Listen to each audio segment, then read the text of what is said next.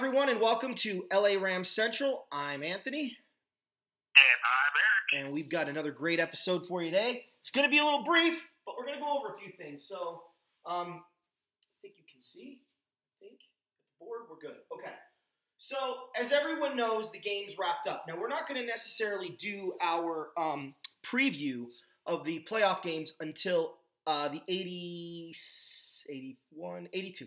The 82nd episode is when we're going to do that.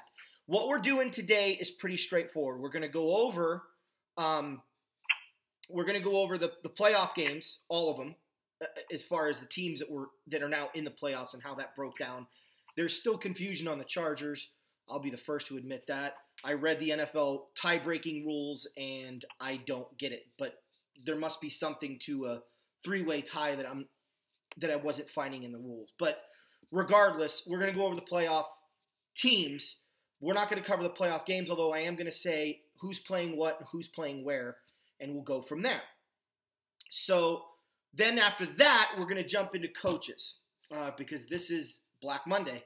So, and it's already been a pretty dark Monday for a lot of franchises. I actually think Schefter's right. I think there may be up between 12 to 13 coaches being fired or moved at the end of the day. I'm really excited about one in particular, both because now there's a really good coach available, but the coach that might be going to this team, I think, is the perfect scenario if it happens. So without further ado, Eric, let's go ahead and do this. I'm going to start with the Patriots. They wrapped up the 1 seed with their game against the Jets. Did Tom Brady do enough to lock up MVP? It's a good question. I mean, he didn't have the greatest statistical day against New York. However, Gurley didn't play, and I think that might be factoring in that, hey, Tom Brady played all 16 games. Todd Gurley didn't. If Gurley played, he got that one touchdown to make it 20. I think it would have actually put him over the top. But Brady playing that last game, to me, most likely gives him the 55% to 45% advantage in winning the MVP. So here's my question. I think it's close. We'll see if one game really made a difference, though. Well, here's my question. Against the Colts, he didn't play in the fourth quarter. Against the Giants, he didn't play in the fourth quarter. He didn't play basically the second half against Seattle. He missed a lot of football games because the Rams were blowing people out. I actually think Todd Gurley's already wrapped up the MVP because I think people are going to look at this a lot like they looked at Dan Marino in '84 when Marino won the MVP. They're going to look at this and go, he put up all these gaudy numbers. He didn't even play close to a full season. A lot of people don't realize Dan Marino missed a grand total of 3.5 games. Not because of injury, not because they didn't play him, but because they were just blowing people out. They brought in the backups. So, okay. I think that weighs in. What do you think? Let me answer this by asking you a question. Okay. And this also goes to our readers as well. Because a lot of our readers were like, the Rams need to rest guys. You just told us how much time off Todd Gurley had. So was resting him in Week 17 necessary? I don't think so. I was against it from the get-go. You get your I know you were, but with him having all that time off, okay, like you mentioned, he didn't play the second half of Seattle. Mm-hmm. Guess what? That is still game that he is missing. He missed a half a game there. Yeah. Okay, and then if you add all that up, it's not like Brady, who is quarterback, and don't ask me any logical reason why Brady was still in there after halftime against the Jets. I mean, I was really waiting for. I was flipping back and forth between that game and the Bears-Vikings game, and I was like, if Brady gets injured here in the second half, they're gonna have nobody to blame but themselves. Yeah. Because Brian Hoyer's not winning you a Super Bowl. Or a playoff game. Yeah. Well, we'll get into the resting of players when we get to the Ram game. But what I will say is this, that I think that weighs on the voters' minds. At least it should. But time will tell. New England impressed me in the sense that this was a game that they could have kind of gone in and been like, whatever. We got to win to get the 1 seed, but it's the Jets. But they really came out and blew out the doors early and left no doubt, and then just kind of cruised the rest of the way. So kudos to New England for wrapping up the 1 seed. Pittsburgh, they took care of business with backups against the now 0-16 Cleveland Browns. And of all the teams to fire their head coach, the Cleveland Browns will not, I repeat, not be one of them. I don't. That truly amazes me that a head coach for one season in Vince Joseph can go 5-11, yet one coach can go 1-31 in 2 years. One coach basically thought he was going to get fired. Okay, that were even rumblings of him getting fired was ridiculous. But a coach who goes 1-31 in 2 seasons still is okay with his job secured. I mean, don't get me wrong. Cleveland is not Cincinnati where Marvin Lewis has been there 14, 15 years. Cleveland doesn't do that. Well, Cleveland got rid of Bill Belichick once, remember? Yeah. You know, being a Brown, and the Browns are the AFC team that I follow, and it's just, it's been one slow death since they came back into the league. Actually, since they left for Baltimore, that was a stab in the heart. And then to see him win the Super Bowl with our players just, made me want to throw up. Last year's dinner, not just this year's or yesterday's. But I just, oh my God. I don't get it, but Pittsburgh, this is how bad the Cleveland Browns are. Pittsburgh knew the New England Patriots were going to win if they hadn't already. I can't remember. I think they're playing at the same time. They're playing at the same time. Yeah. Played all of their backups pretty much. Put Juju Smith-Schuster at punt and kick returner. And said, frig it, we'll just see what happens. And they still won 28-24. Well, here's the funny thing, okay? CBS actually switched to that game because the Patriots were up by 20 points against the Jets, and we all knew the Jets were coming back with Bryce Petty at quarterback. Right. So they switched to Cleveland. They switched to Cleveland and Pittsburgh. And Cleveland was driving at late in the fourth quarter.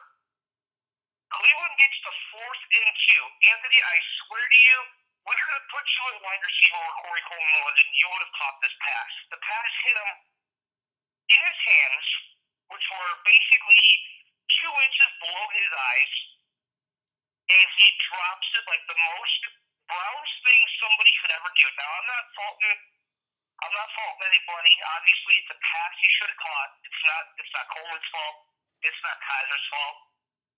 That's just Cleveland Browns football right now. And until somebody can come in and change things around in there and the mentality, you know, next year, 2 years from now, 3 years from now, that's a catch.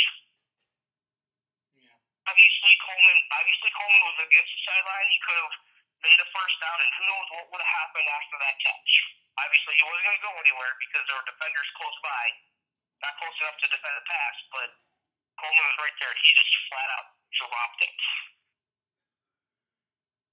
And I kind of just started laughing, and I texted a buddy of mine who's a Browns fan. I said, "Are you watching this?"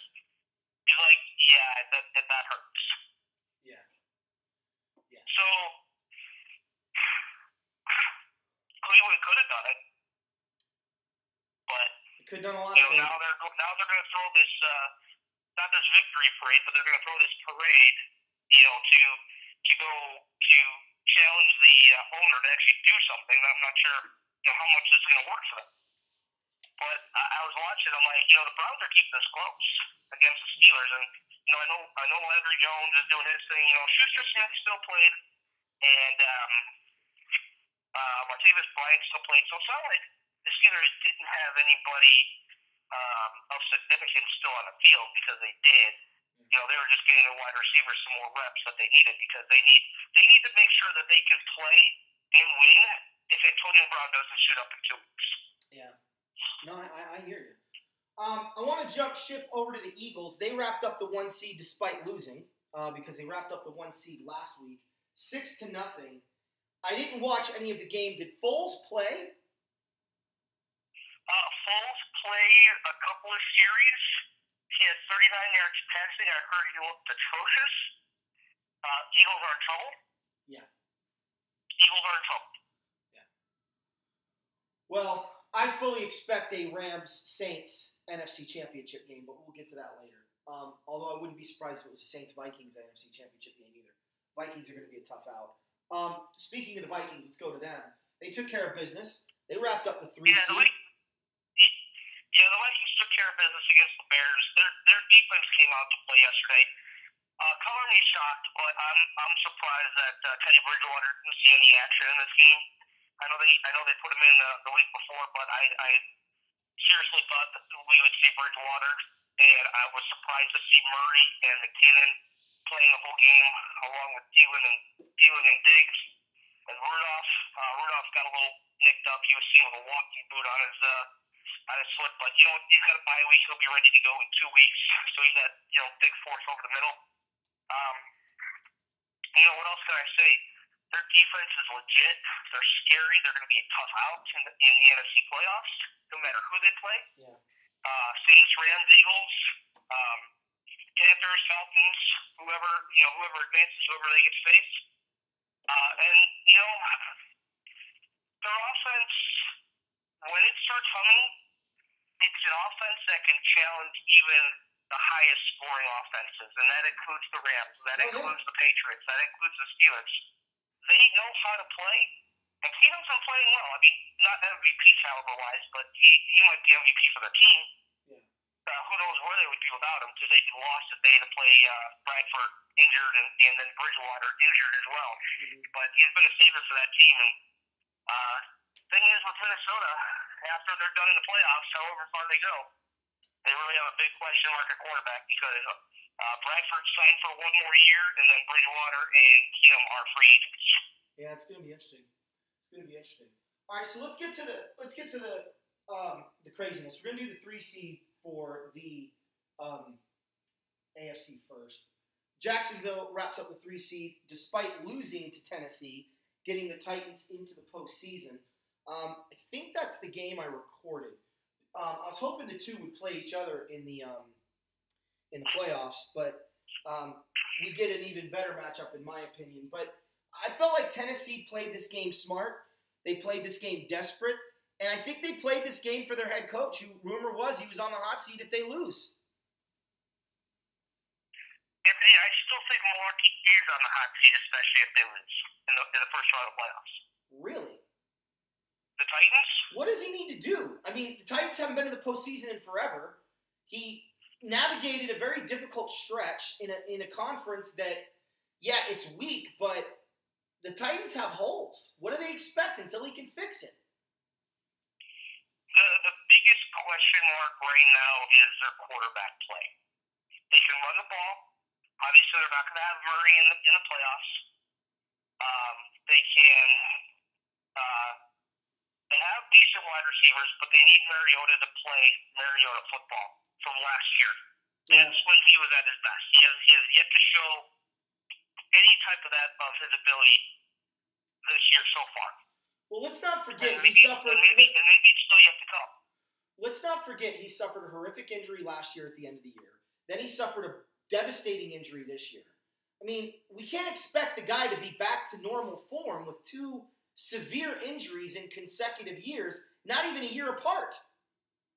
Not even 365 days between the injuries. So I think people need to calm down on Mariota right now and just be a marvel at the fact that the guy is playing at a level good enough to get Tennessee to the postseason. It's one of those things, people kill me. It's like they expect these athletes to play like they're the greatest, play like their greatest season they ever played, not taking into consideration all the things leading up to maybe why they're playing the way they are. Jared Goff last year had no line, a terrible coach, an offensive system that a Pop Warner team could figure out at the end of this first series, and yet people were riding Goff like he was a bust. I mean, there are circumstances that prevent you from doing well. It's not like, I hate to say it because I was wrong on him, but it's not like Blaine Gabbert where it doesn't matter what system you put him in, he just sucks. So people need to calm down on that. But Tennessee did win. They made it. Did you watch the game? No, it was not here. Okay, it wasn't. I didn't watch it either because I had errands to run in the morning, but I kept track of it on my phone. It was, like I said, Tennessee did what they had to do to win. Well, Jacksonville started to look like what they look like in the preseason, and that's not a recipe for success once you get into playoffs. No. And they're going to end up facing a very, very hungry team that we're going to preview and talk about, in a bit. But I'm not going to discount Jacksonville's defense.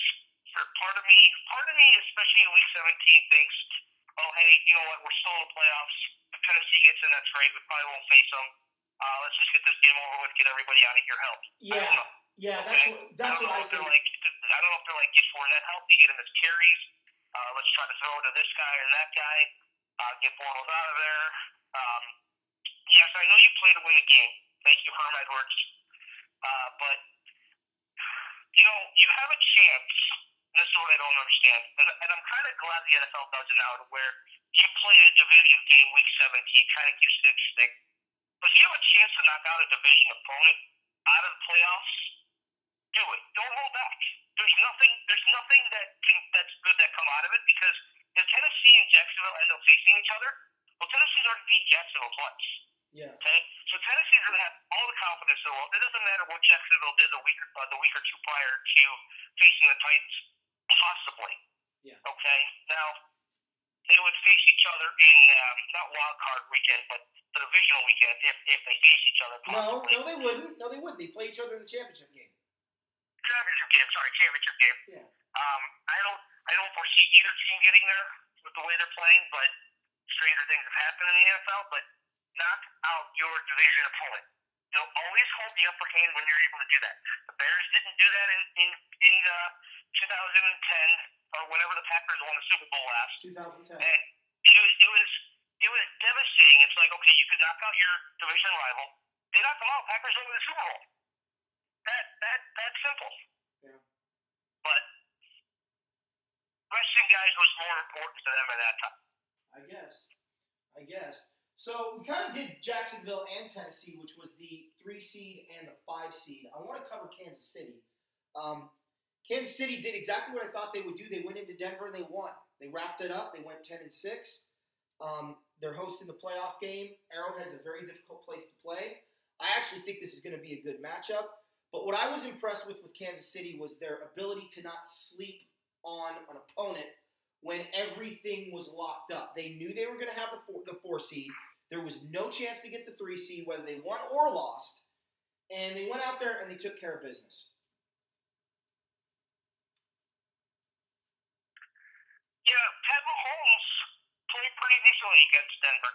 Denver wouldn't go away. They tied it up late, 24-24, and ended up Kansas City ended up pulling it out at 27-24 with a late field goal. They rested key guys too. Kareem Hunt played a series, got a big game, called it quits. He had the rushing title wrapped up. So again, that's one of the things. He got his rep in or reps early, hit the shoppers after that.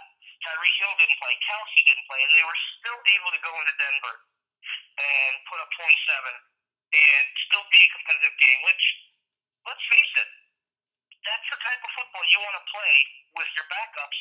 Take note, Rams fans, that, with the Chiefs, now they're back to playing Chiefs football from the first 5 weeks in the season. And you know what? They're a scary team to deal with coming up. Yeah. Well, there's no question. They are not the team. So tip your hat to Pat Mahomes and Andy Reid for saying, hey, you know what? Let's sit Alex Smith. There's no sense in playing him. This team really doesn't count for anything. We're gonna be the 3 seed if we win, and Jacksonville loses, or I don't know if they even thought that, but apparently they both Kansas City won, Jacksonville lost, so they couldn't flip flop or anything. So Kansas City was locked into the 4 seed, already had the West wrapped up. The only thing that they pretty much warned about was injuries, and they came out of there, from what it sounds like, pretty unscathed. But yeah, it's good mental reps, good game reps for Pat Mahomes. I won't be surprised if he's a starting quarterback next year for the whole season. Yeah, we'll see. So the next one I want to cover, I want to say, first of all, I couldn't have been more wrong about this team when the season started, and I couldn't be more happy about it. Um, we were dead wrong on the Buffalo Bills, and now they've done something they haven't done since 1999, and that's playing a playoff game. They played Jacksonville once before in the postseason in 1996.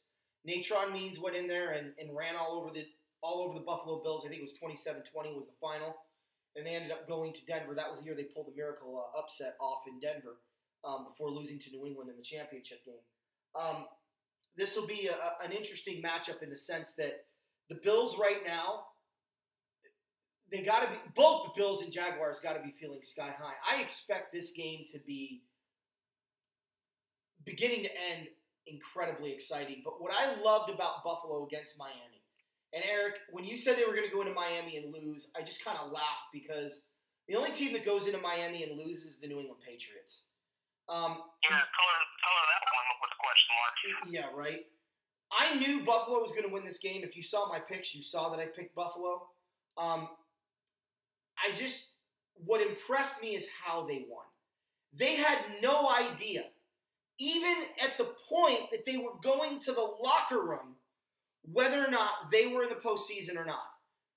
It's almost as if they said, you know what? If we don't win, we're out anyway. So let's at least do our part, and may the chips fall where they may, but we had a great year. And I really give a lot of credit. McDermott has impressed me as a head coach, but the Bills organization, and they did it in the second half without Shady McCoy. So, I cannot wait for this playoff game. And kudos to Buffalo, and congratulations, you Bills fans that are out there. You deserve this. I know after 99, going to the playoffs for the first time since 89, how long droughts, even the Rams now, 04. I've never experienced quite the drought that you've experienced, but I've come pretty darn close. And I know that this is an awesome feeling, and Bills fans, at this point, I promise you, they don't care if they win or lose. They obviously want to win, but if they lose, they don't care. They're there. I think there's a lot of Ram fans that may feel that way, although with the year they've had, they may be a little more devastated with a loss against a bad Falcons team than they would be if the Rams, had played like Carolina or the circumstances were different. But congratulations to the Buffalo Bills. Is there anything you want to add here, E? Yes, actually. The Bills, at the beginning of the season, in the preseason, traded Sammy Watkins. Yep. The Bills also traded Marcel Darius to Jacksonville. Yep. Who do the Bills play on in the wild card game? Jacksonville. Oh, that would be Jacksonville. Yep. A lot of interesting storylines with this team. Now, the way the Bills talked about rebuilding, okay, we're going to start Sammy Watkins, then we're going to ship out Marcel Darius. The Bills' run defense has become worse since Darius has left Buffalo. Just like when Haloti Ngata got injured and was out for the season for the Detroit Lions. Detroit was third against the run, went to last against the run after he got injured and was out. Yeah. The Bills had about the same type of free fall running their run defense. It's going to be interesting what percentage McCoy is at because he is their guy on offense. He'll catch out of the backfield. He will run the ball right up the middle. He'll run around the outside. He is their do-it-all guy. Now, if they don't get that type of production out of him, and it falls on Tyrod Taylor, well, I think the Jacksonville defense is going to just spin their ears back and lie in the weeds. No pun intended at all. I'm sorry, no pun intended. Yeah. But honestly, happy for Buffalo. They won the tiebreaker because Baltimore, and the Chargers all finished with the same record. If it was two teams with the same record, the Chargers would have been in. So let's clear this up for everybody just in case there are some questions out there. But because Baltimore had a better conference record, and because Buffalo Bills had a better conference record, than the Chargers. The Chargers were on the outside looking in. Interesting. So, yeah, it doesn't. I'm sure it doesn't make Charger fans feel any better. They had a great run. Listen, the Chargers were 9-7. They could have easily have been 13-3. They played so many close games. I want to tip my hat to the Chargers really quick. I know we have a Chargers fan who listens and watches the show. Do want to, give a shout out to them. Didn't you put the Raiders in this game? Yeah. Yeah. Okay. Listen. Keenan Allen is something special. Stay away from him next year in fantasy because you're not going to get him. But he stayed healthy for all 16 games. Relatively, but he didn't miss games because of injury. He did have a back injury a couple games ago that they weren't sure if he played, but over another 130 yards receiving. Of course, the 1 week you want Travis Benjamin, to do something for you, and he's probably sitting on your bench somewhere. I don't know if you had him or Tyrell Williams, but they went off. They had over 110 yards receiving. And, the Chargers put together a really nice, complete game. Shout out to Philip Rivers, over 50,000 passing yards for his career. 387 yesterday and 3 touchdowns. Man, you couldn't ask for anything more from a guy who just seems to keep getting a little bit better with age. The only thing that's missing on his resume is a Super Bowl. Not sure if he's ever going to get there or not, but the Chargers put up a good fight this year, and I will tell you this much: that if they can just fill some holes and stay healthy and keep Gordon upright, Gates and Henry come back healthy. If Gates does come back, the Chargers could be a tough team again in the AFC West next year. The Broncos are going to retool. The Chiefs are going to stay up there. Who knows what's going on with the Raiders and their coaching pursuit, but we'll get into that when we talk about coaches. So I have one thing to say to the Chargers. You lost the battle for LA. Now get out and go back to San Diego. You're not welcome here. And congratulations. We made the postseason. You did. The ultimate fight for LA has been won. So, see ya. Get out of town. All right. New Orleans, Tampa Bay. I don't even know what to say here. I thought for sure the Saints were going to win this game. Inexplicably, they lose to the Buccaneers and end up 11-5 and get stuck in the 4 seed. I don't know what else to say here except a great comeback by the Bucs at the end that came out of nowhere. And yeah, did you watch this game? I didn't, but I was keeping up with the highlights from the game. I will tell you that Winston waited till week 17 to play his most complete game of the year. Yep. For part of me, I think that New Orleans had one eye on the Carolina-Atlanta game, and they're like, okay, well, if Atlanta's going to pull this off, then I'm not sure how much more effort we're going to put in. We want to, keep Kamara and Ingram in the game. We want to keep Thomas upright. We want to keep Drew Brees healthy. Because let's face it, those 4 guys right there, outside of their defense and Lattimore, those 4 guys right there are going to take them far. Yeah. New Orleans going to be a big, tough out in the NFL playoffs this year. If they get Kamara and Ingram running, and they did, and they're the first duo of running backs in NFL history to both have over 1,500 yards from scrimmage. Wow. That's insane. Yeah, that's crazy. That's insane. Of course, you go back to the 70s and 80s, you had a one workhorse bell cow. You started getting into, your one main running back and then a third down guy, maybe even a goal line guy. Well, I remind you, the first one ever was in the 70s. That was Jim Kick and Larry Zonka.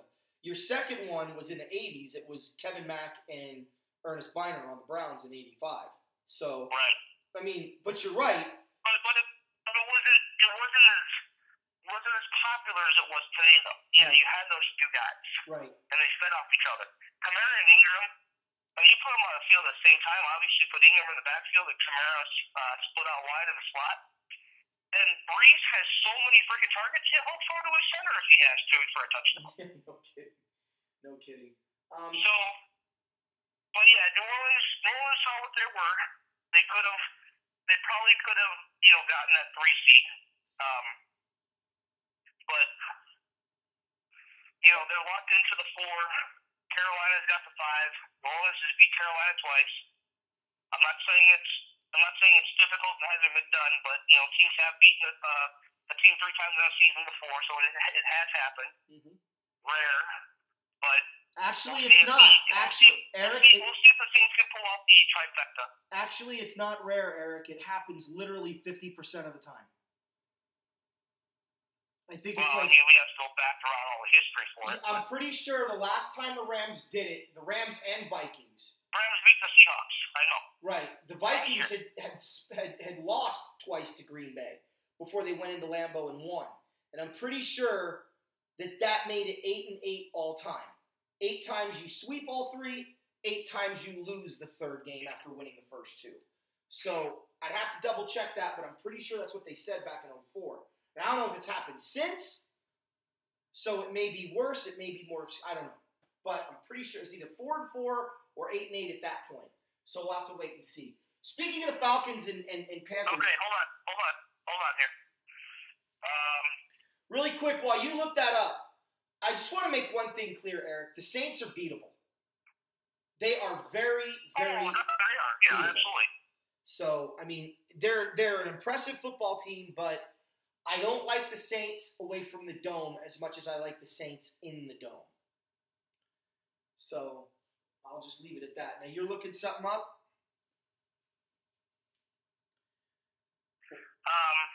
Yes. Okay, so I'm going to go to the Falcons. Since between 91 and 2009, 9 times the team won the 3rd game. 7 times they didn't complete the three sweep. Okay, see, so I was close. It's almost 50-50. So who knows what is going to happen here? But I do want to cover Atlanta here. Hold on. Here, I got it better for you. Since 1950, it's happened 17 times. 8 and 7, right? 18 times. Sorry, 18 times. 9 and 9. No, that it's happened 18 times that a team beat the same team 3 times in one season. Okay. So I'm not sure exactly how many there have been, but it looks like it has been done. Now, it doesn't happen every year, Obviously. but obviously it has happened. So. Yeah. Now, with Atlanta and New Orleans, or Atlanta and Carolina, I knew the Falcons were going to win this game because A, they were home, and B, the Falcons are a good football team, and they should have beaten Carolina. And the Panthers, although they're good, their performance against Tampa Bay last week was woeful, and I knew Atlanta was a better team. The Falcons have weapons. They have defensive players. It's just a matter of can they sustain it through 4 quarters.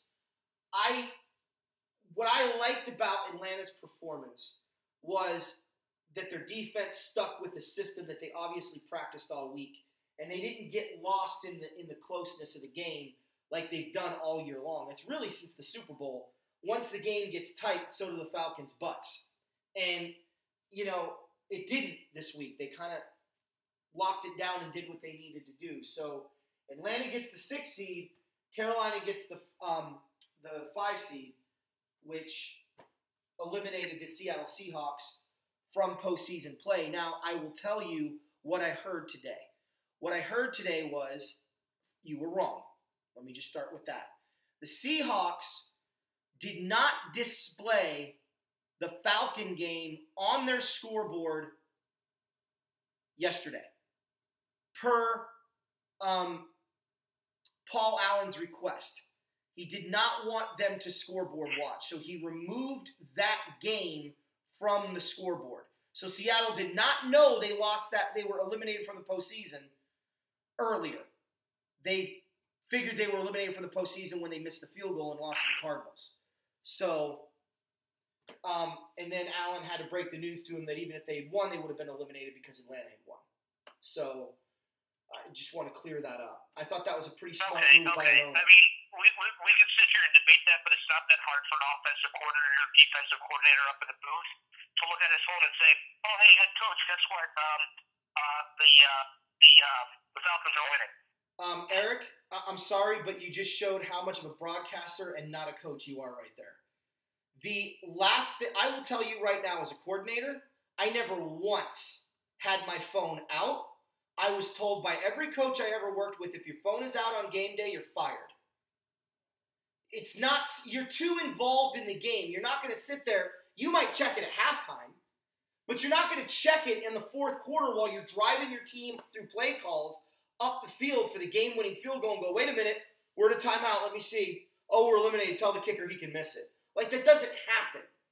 So, if it's not there for them to see, they're involved in the football game. They're not going to check their phones. Now, assistants may, but they're not going to certainly go up and tell the coach, oh, by the way, you imagine that? You imagine some low-paid assistant going, Mr. Pete Carroll, we're eliminated from the postseason. Atlanta just won. See you later. Bye. Dude would get punched in the throat by everyone on the sideline. No, that doesn't happen. Unequivocally, that does not happen. Now, the fans may have known it in the stands checking their phones, but I promise you the players didn't know. So they just flat out got beat by the Cardinals, which Bruce Arians tends to do quite often against Seattle since he's been the coach in Arizona. But we can debate on that for days, and that's fine, but the big thing to mention here is look at this playoff picture. You've got, Atlanta went to the Super Bowl last year, but they're not exactly a playoff veteran. Carolina's 50-50, they're there. New Orleans, yes, they're a playoff veteran. Minnesota, Philly, and the Rams certainly are not in the last 15 years.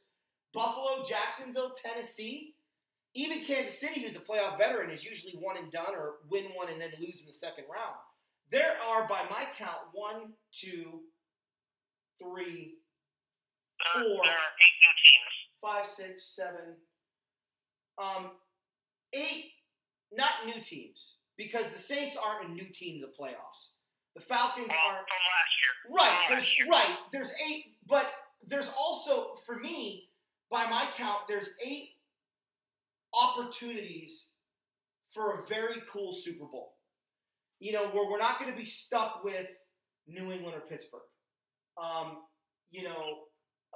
Carolina Panthers. That's funny you say that because the odds are New England's got the best chance to win the Super Bowl. Well, I'm just saying that's what I heard. That's what I heard from Vegas. Obviously, they put the odds on everything and whatnot, but I don't know. I think it's going to be an exciting.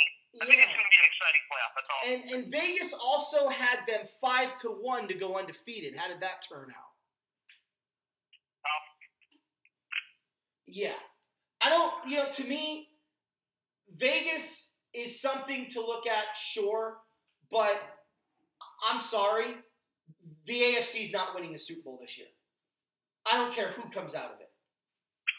They are not even going to come close. I actually think it's going to be a blowout this year. I think Minnesota, Philadelphia, Atlanta, Los Angeles, Carolina, or New Orleans are all capable of blowing out everyone on that other side of the bracket. And I'm talking 14. I'm talking 21 points. I'm not talking 14. 14's kind of a good game. It just got away from me. It could have been a pick six at the end when you're trying to tie it, or a late touchdown as an insurance score. 14 to 10 points to me is not 14 and under is not a blowout. 17 and above is a blowout, and I could see that happening against the AFC this year. Because the AFC has had zero competition all year long.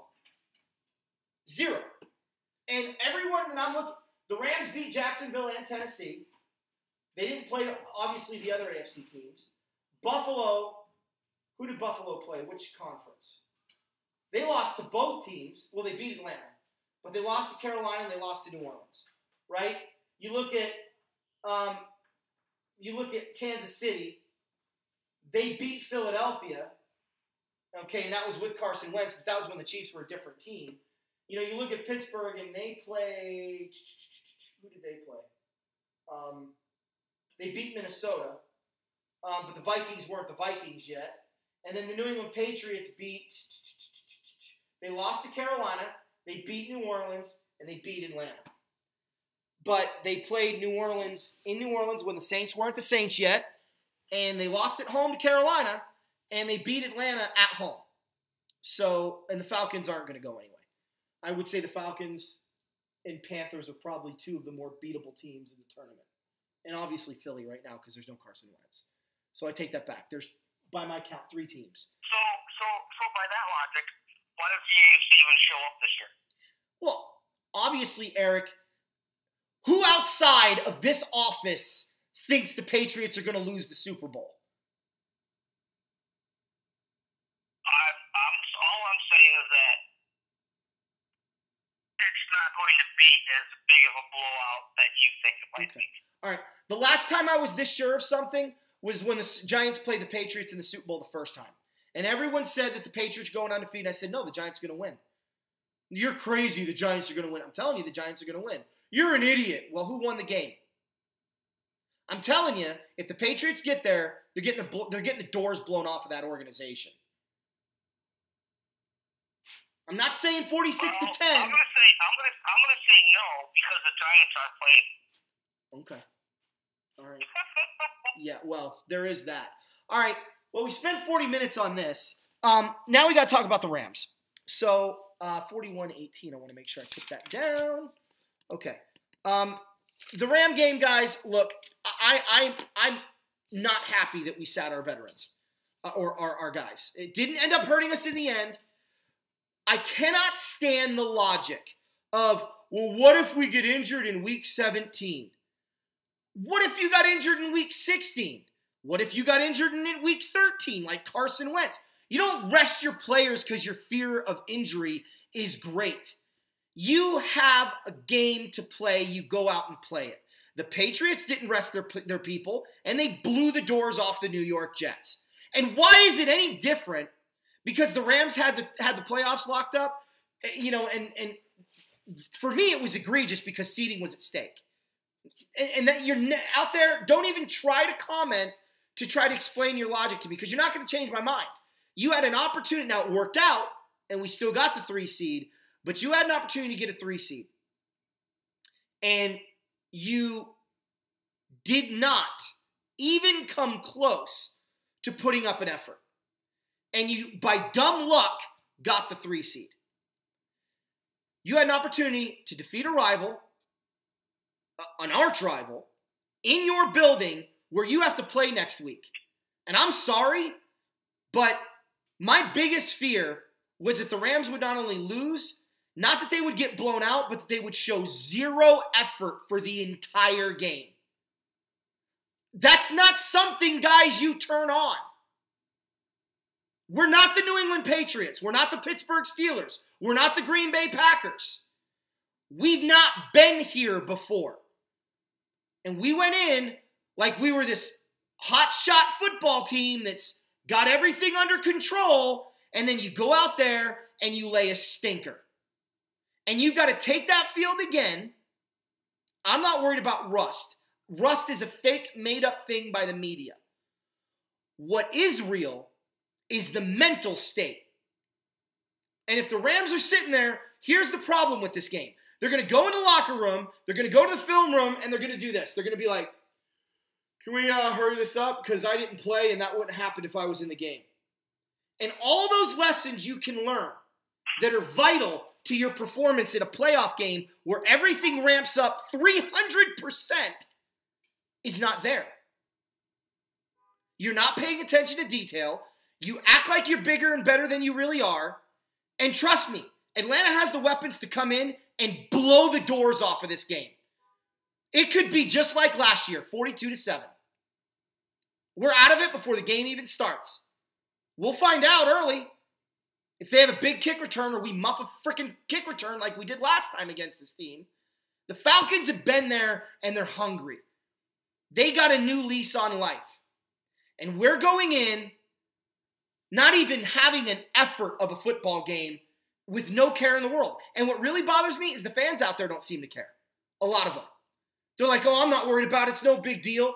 Dude, you lost 34-13 at home to a bad football team. Your backup showed nothing. Nothing. Nothing at all. Not a single thing was shown to me in that game to make me believe anybody outside of the starting 11 on offense and defense is even remotely capable of doing anything. And Connor Barwin, Robert Quinn, and Nickel Roby-Coleman played in this game and we gave up 34 points? Where were they all game long? They didn't even show up. So now that laziness and that lack of effort seeps into this week. I'm not going to be surprised if Atlanta beats the Rams. I'm not.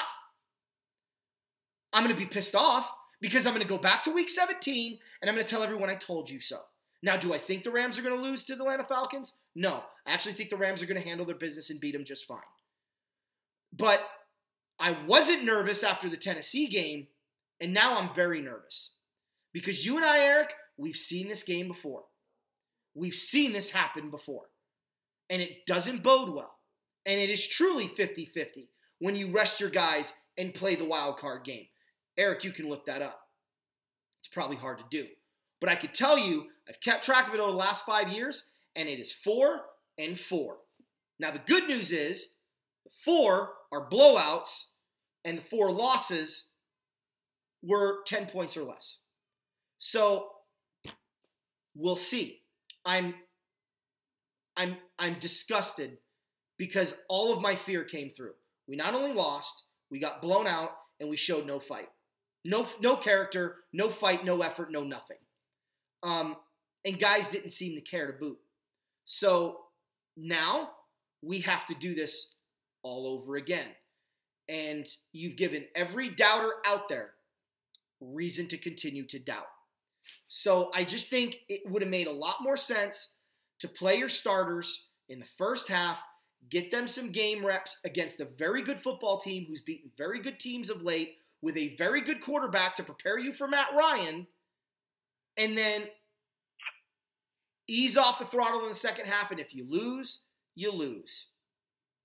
But instead, we rested everybody like we're the number 1 seed, and we have depth upon depth upon depth upon depth.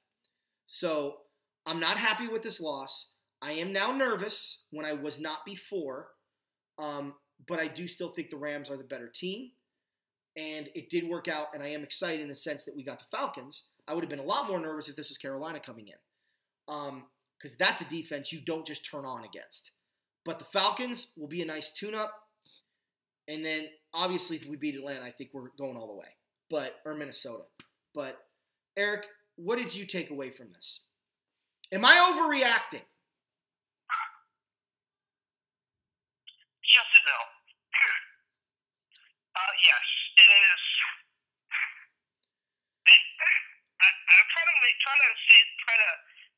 bring this up to where you're going to understand, but not get too overly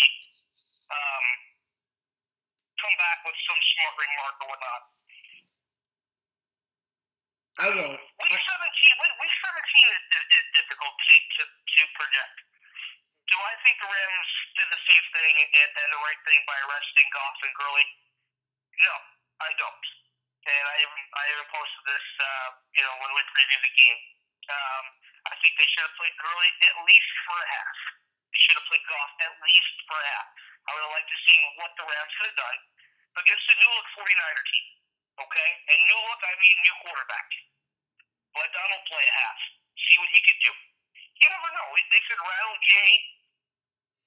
That team has been completely different since he's taken over. Okay? They're going to be a force to be reckoned with next year. You don't want to give them any type of reassurances going into 2018 saying, hey, you know what? We got Garoppolo now. We can take the Rams. We can beat up on the Rams. Listen, we scored X amount of points against them. They scored 73 points against the Rams this year. Yep. In 2 games. Okay?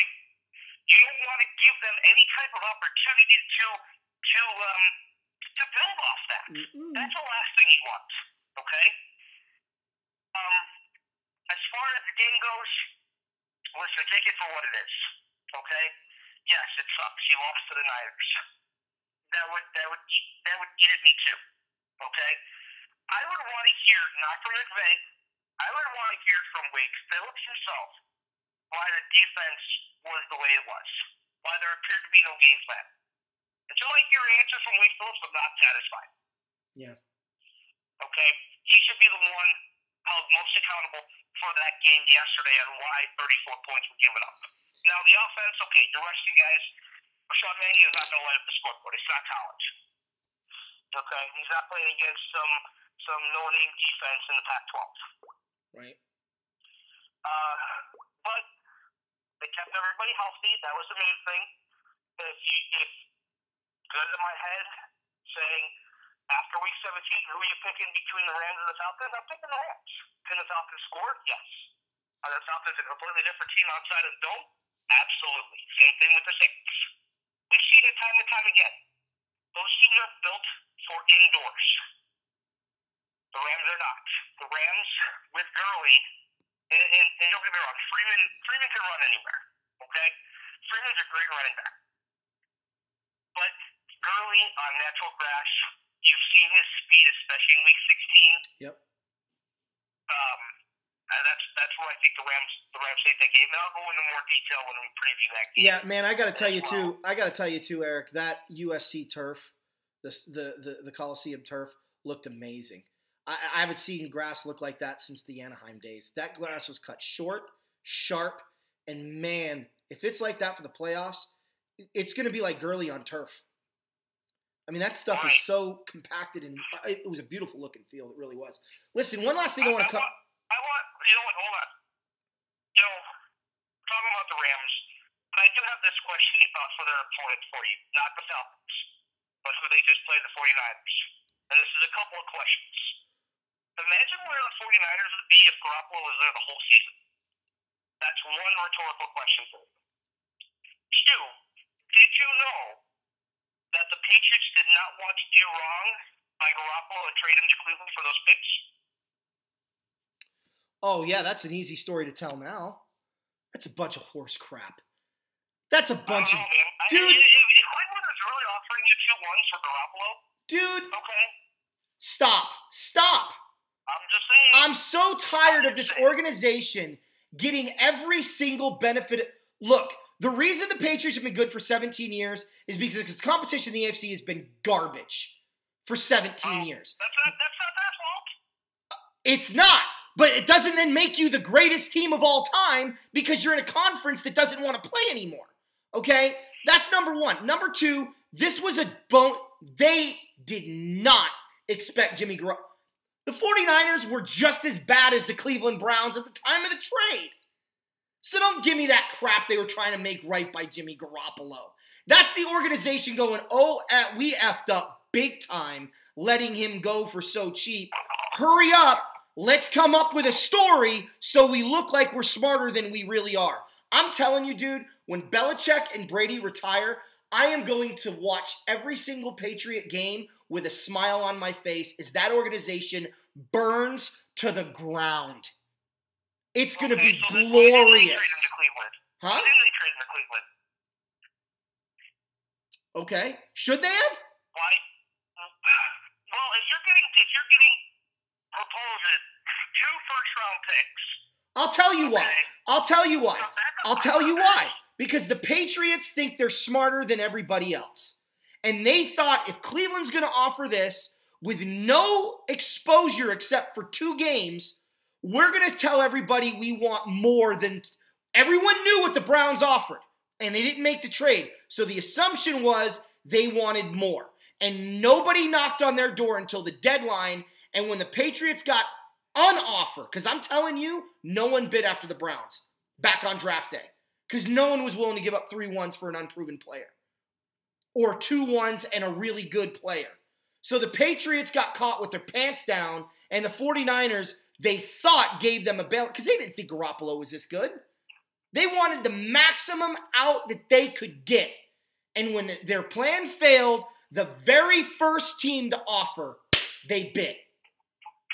That's what you saw.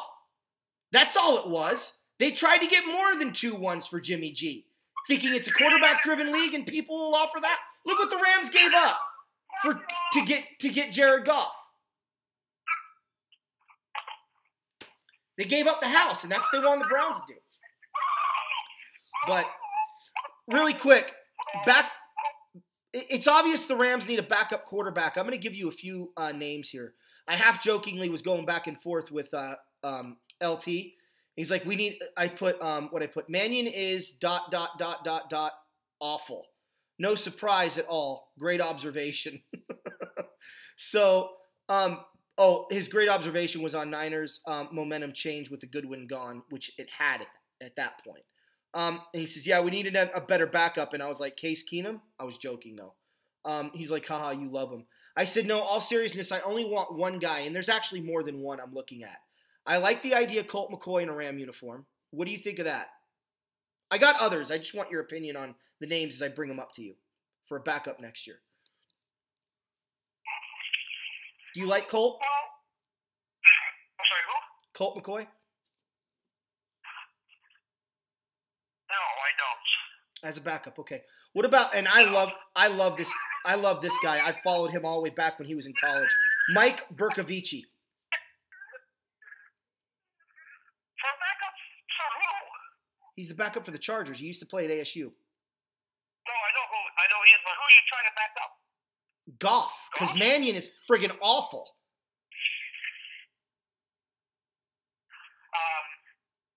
Mannion couldn't hit Jabba the Hutt if he was sitting on him. All right? That's how bad he is. Anyway, what do you think? Hey, Mike Lennon and Mark Sanchez will be there for you. No, I'm being serious. What do you think of these names? Mike Bercovici.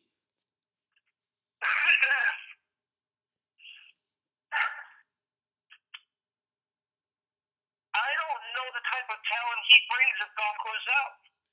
I'm looking at just a backup. I'm not saying a guy that's going to start, but a guy that's capable of coming in and winning games. The other one I have on here is AJ McCarron, although I don't think he's going to be a backup much longer. McCarron has a hearing on February 15th to determine his free status.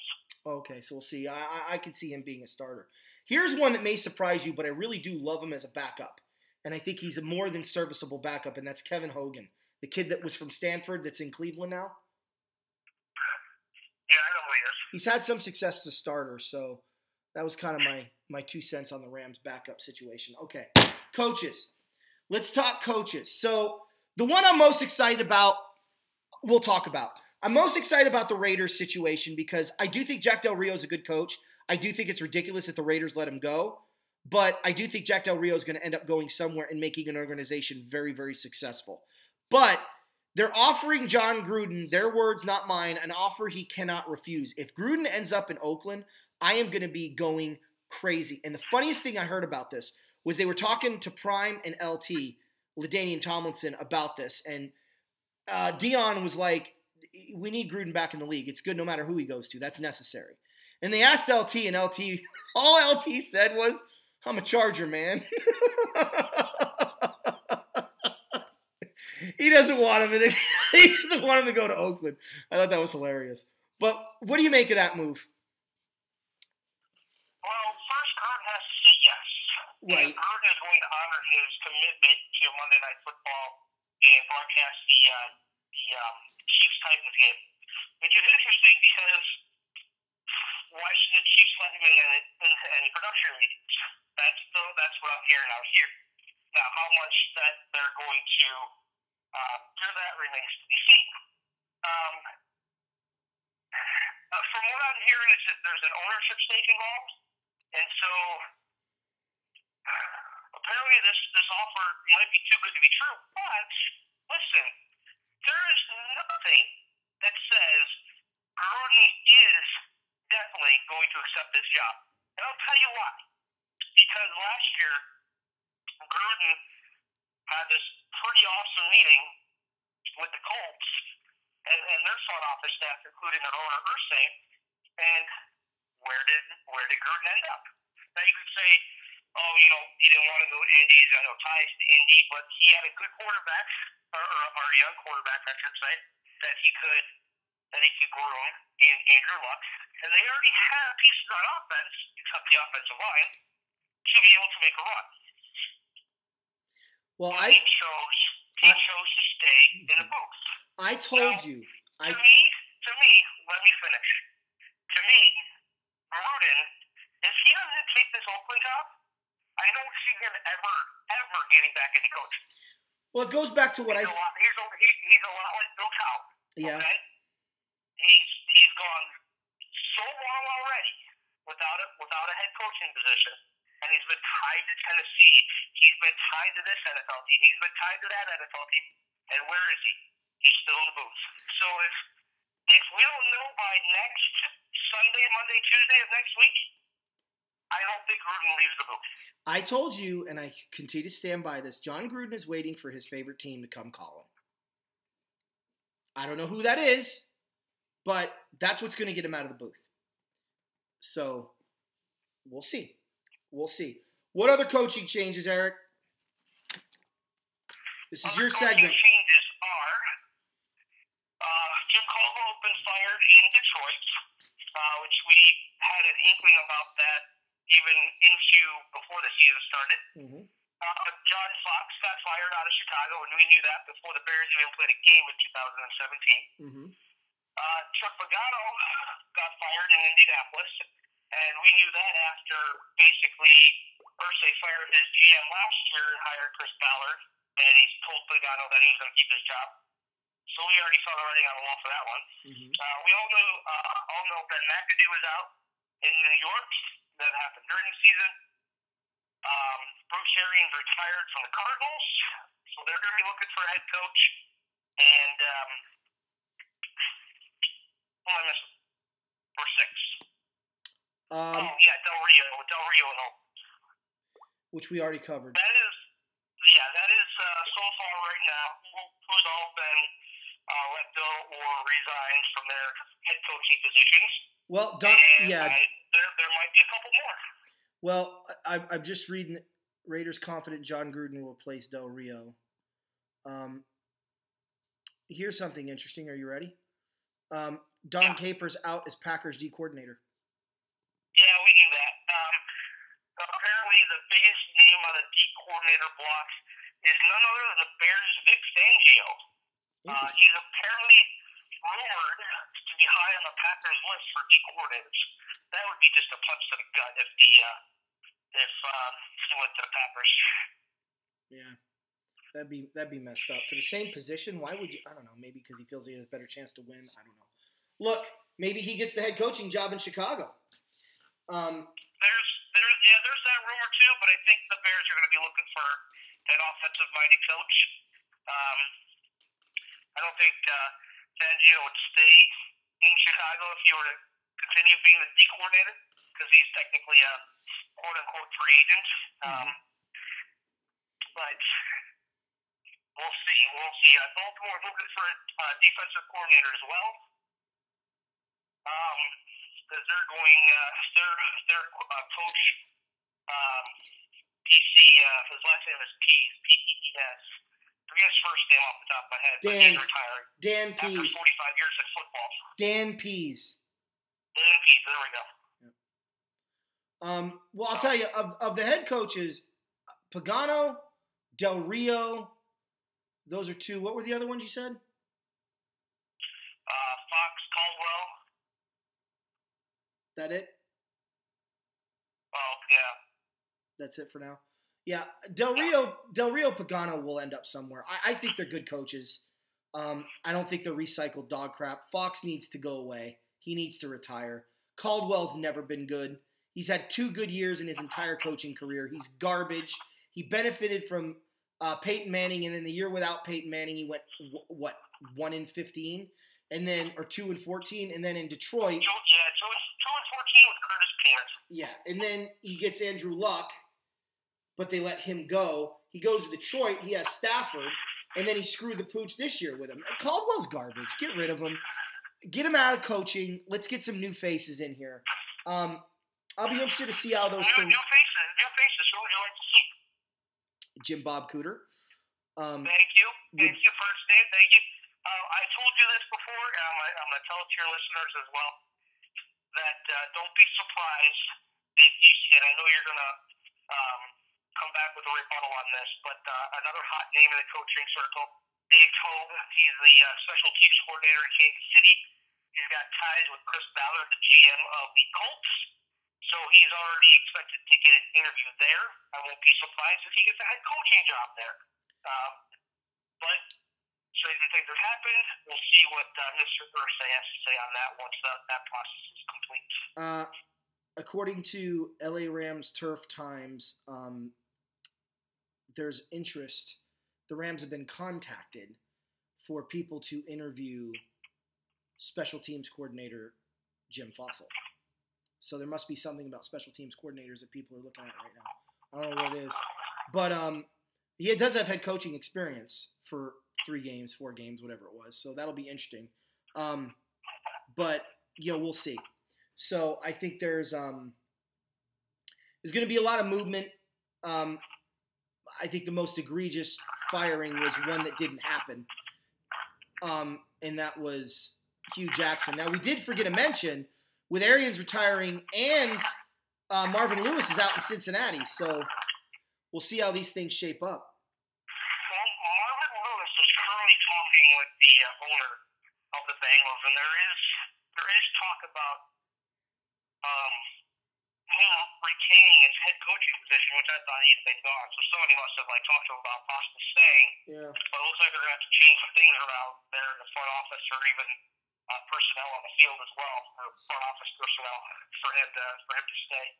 Interesting. Then it looks like they want him. Then we'll see what happens. Sounds like it. Anything you want to add before we wrap it up? No, just a busy time for these guys. We're gonna keep hearing news for the next couple of days, I think, as far as who's in, who's out, type of stuff. So keep your ears open, because we're gonna cover it next time we get together. Well, I want to end on a good note. I know Ram fans are probably pretty mad at me about my last stint when I went off on them for this loss to the 49ers. But I do want you guys to know 3 things. Number 1, I'm extremely optimistic about the postseason. I'm just not going to be surprised if we lose. But I want all the Ram fans to understand something. I called the Rams winning this division. I said they would be 10-6 or 11-5, depending if things broke right, 12-4. I would definitely consider not clinching a week earlier and resting all your starters as something that didn't break right for us, or not being in contention for a 2 seed, which I think would have changed everything for the Rams as well, because then they would have had the natural week off, as something that didn't break right for them. But you heard it first here. Eric didn't do it. Eric had the Rams finishing 3rd, and I understand why, E. But this show, Eric and I were the first to say, mainly me, that the Rams would win the West, and the record would be 11-5. So don't get angry with me when I chastise the Rams for doing the wrong thing. Now, it worked out, and we get the opponent that I think is a better matchup to tune up against, considering that we have to kind of restart the fire a little bit. But I am so excited. First time the LA Rams have been hosting a playoff game since January of 1986, when they beat the Cowboys 20-0. It's the first time the LA Rams are hosting a home playoff game in the Coliseum since December 31st, 1978, when they beat the Vikings, ironically, 34-13. So I want vengeance for our 47-13 thrashing by the Falcons a few years ago, 04 to be exact, the last time we were in the playoffs. I want revenge for last year's game, and I fully expect the Rams will play a great game. I do have faith in Sean McVay, and I think that hopefully he can message to these guys correctly what needs to be fixed from this last week and how their focus needs to ramp up, considering he's been to the postseason a couple of times. So, Eric, is there anything you want to add on the Rams' behalf? On the Rams' behalf, you know what? I just want to say that, congratulations on winning the NFC West. I think it's a huge accomplishment. We'll see where they can go from here. I mean,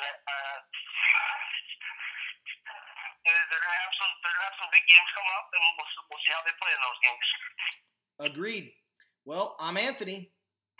And I'm Eric. We're in the playoffs, baby. Go Rams!